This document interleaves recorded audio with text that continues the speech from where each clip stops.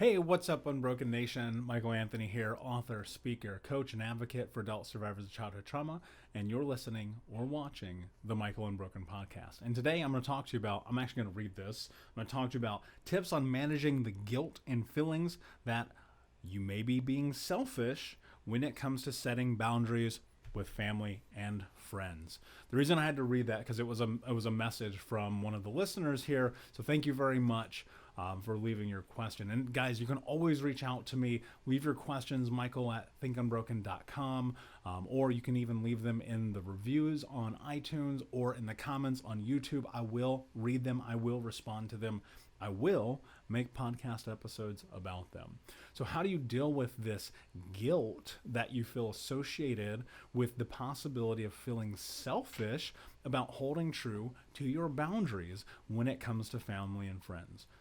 Reality, look, you have to understand something really important about guilt. It's typically in association with things that you have done in your life that have led you to this place in which you understand guilt as a precursor for showing up for yourself. Now, I know that sounds very complicated, but the simplified way of explaining this is that when we are young, this is ingrained, this is embedded, this feeling of guilt or shame about putting ourselves first, is so deeply, it's probably so incredibly profoundly embedded that even this isn't going to be that helpful to you until you understand something really, really, really important. And that is, you cannot be guilty for putting yourself first.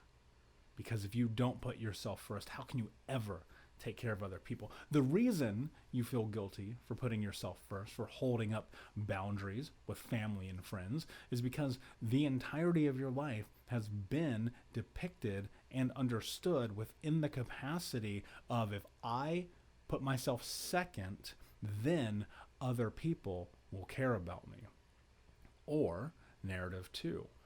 If I don't put myself first, if I don't be quote unquote selfish, then I will be safe, right? Meaning when we're young, we're put in these precarious situations.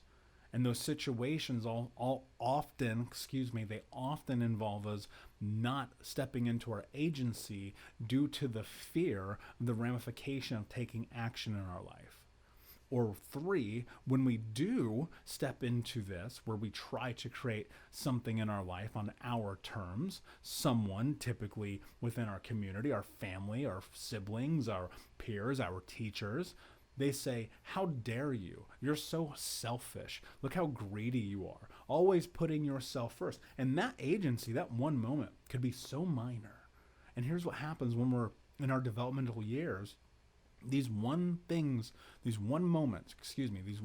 single occurrences, a single sentence, "You're selfish because you put yourself first," over your mother who bends over backwards. You've heard that, whatever that thing is, that guilt that they distill upon us.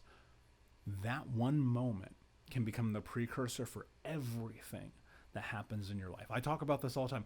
In order to understand, and my one-on-one clients, when we are coaching, they know this. This is baseline. I'm going to share something with you here. Baseline, to get to where you want to go, you have to understand how you got to where you are. And if you got to where you are right now because someone ingrained the idea that you should feel guilty about taking care of yourself, then now to get to where you want to go, where you remove that guilt, it's going to take a lot of action. You're going to have to put in some work. That's what it comes down to.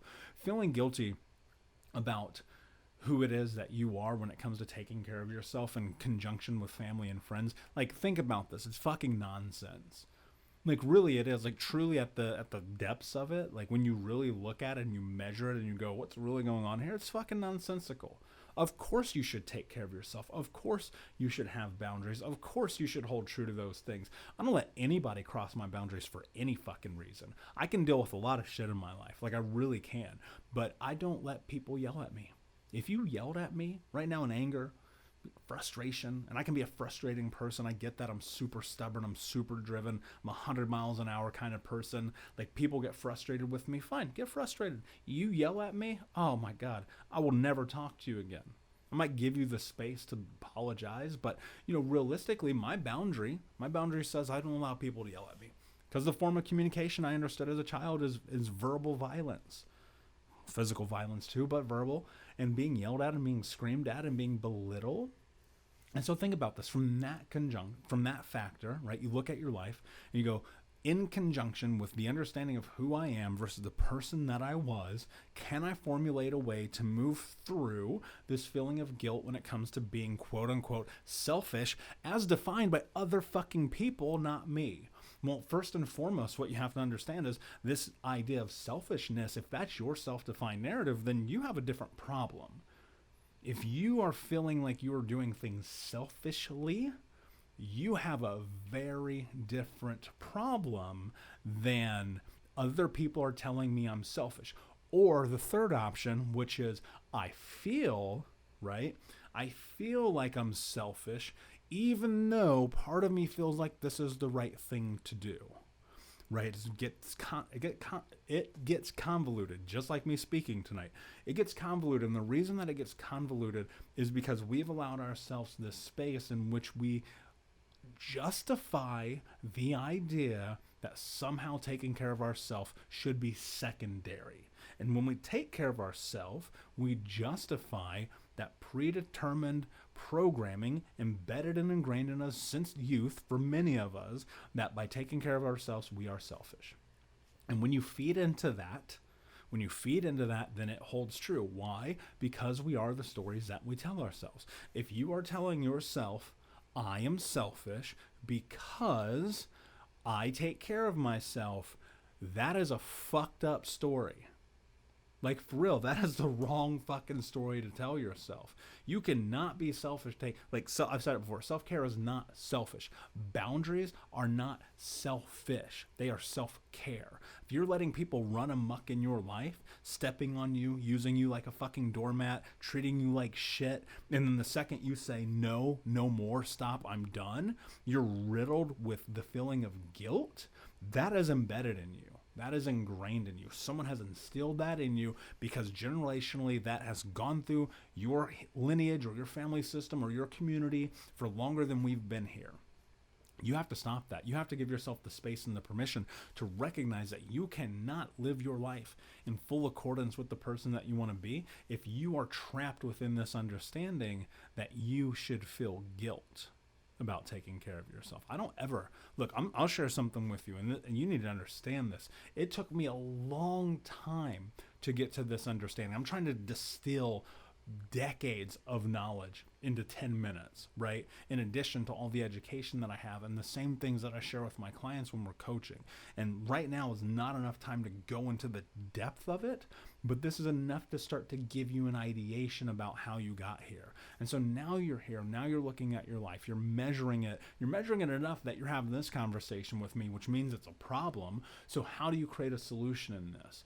What is it that you need to go from I feel guilty when I take care of myself to I take care of myself and I do not feel guilt or selfishness about it because I have given myself permission to take care of myself first. Putting yourself first is not selfish unless you are doing it in a selfish way. If you are intentionally hurting people by not showing up, by being selfish, by being greedy, perfect example, I was super selfish in my 20s. Incredibly selfish, in a way that I didn't even understand until, almost 20 years later, I look back on my life, I go, oh my God, how could you do that to someone? How could I say that to someone? How could I not show up for the people who needed me? It's because it was ingrained in me. Of course, that makes sense. How else do you think I got there? And then, of course, as I always say, the only way to create change is by creating change. Now you're faced with something very difficult. The only way that you're going to reframe the narrative that you have around this idea of being selfish and feeling guilt intertwined with it is to understand where it comes from. This is high level. This is enough to get you started. Where does it come from? Look at your life. Look at your experiences. Look at the things that have led you to this place in your life where you are now taking consideration of your agency being associated with guilt. And if you don't know what agency means, that means your choices, your decisions, you're standing up for yourself, you're being you, those moments in time in which you are you. And if you're stuck And if you're trapped within this idea of guilt and shame around it, then you need to understand first how you got to where you are so you can get to where you want to go. Now, the process of getting from where you are to where you want to go, that's action. I talked about this a couple weeks ago. Mindset plus action equals self-actualization, and that is the place in which you become you. Now, moving through shame and guilt, it's delicate. Shame and guilt consume us. I talked about it a couple episodes ago. Go back and listen to a couple episodes ago. I dove deep into shame and guilt. There's going to be a lot of benefit there for you. But ultimately, the idea that you should feel shame or guilt about boundaries, about showing up for yourself, about protecting yourself, that's nonsense, and it's bullshit that was ingrained in you far before you could recognize or be cognizant that it was being implanted. My friends, I hope this was super helpful for you today. As always, thank you so much for listening. Please do me a favor. This really means the world to me. Like, subscribe, comment, leave the message with a friend. And until next time, my friend, be unbroken. I'll see ya.